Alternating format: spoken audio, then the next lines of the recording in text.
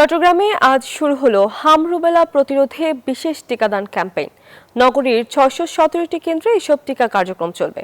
৬ মাস থেকে ৫ বছরের কম বয়সী শিশুদের এই বিশেষ টিকা কর্মসূচির আওতায় আনা হবে বলে জানান স্বাস্থ্য অধিদপ্তরের পরিচালক ও সিভিল সার্জন।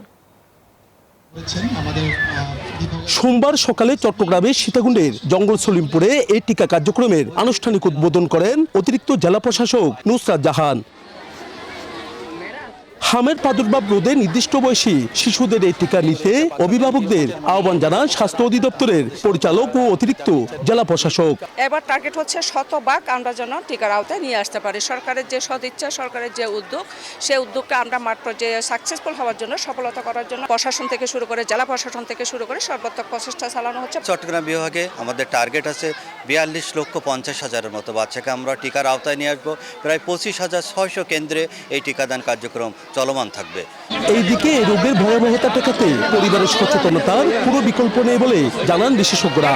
আমাদের পর্যাপ্ত টিকা আছে। চট্টগ্রাম শহরে জেলার মধ্যে আমাদের 10 লক্ষ টিকা দেওয়ার সম্ভাব্য আছে। যারা টিকা নিয়েছে, যারা 9 মাসে একটা টিকা নিয়েছে, 15 মাসে একটা টিকা নিয়েছে, তাদের বয়স, যাদের টিকা নেওয়ার মাঝখানে গ্যাপ 28 দিনের বেশি হবে, 28 দিনের বেশি হবে, সেই বাচ্চাগুলো টিকা নেবে। শিশুদের টিকা দিতে পেরে খুশি অভিভাবকরা। যে আমাদের বাচ্চাগুলো যেন সুস্থ ভালো থাকে, তার জন্য এই টিকাগুলো দেওয়া ভালো লাগছে। টিকা দিয়ে আমার উপকৃত হব। সরকারের পক্ষ থেকে আসলে অনেকে যারা গরিব অসহায় আছে তারাও দিতে পারে। হাম রুবেলার টিকা নিয়েও কেউ হামে আক্রান্ত হলেও মৃত্যুর ঝুঁকি থাকে না বললেন এই শিশু বিশেষজ্ঞ।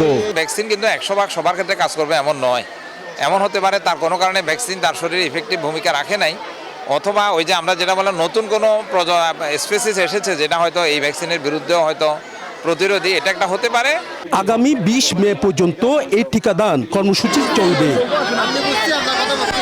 নয়ন বড়ুয়া জয়, নিউজ 24, চট্টগ্রাম।